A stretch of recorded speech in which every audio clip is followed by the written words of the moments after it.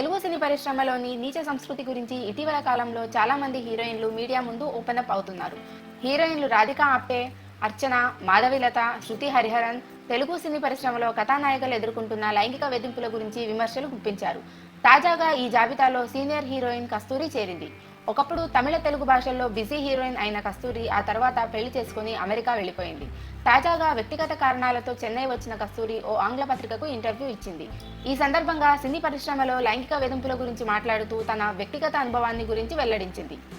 ఓ Telugu hero తనను పడక గదికి రప్పించుకోవడానికి విశ్వ ప్రయత్నం చేశాడని, అయితే ఆ హీరోకు తాను లొంగలేదని చెప్పింది.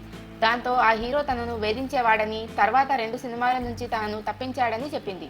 ఆ హీరోకు అహంకారం బాగా ఎక్కువని, నిజ జీవితంలో కూడా నో అని వినడం ఆయనకు నచ్చదని తెలిపింది.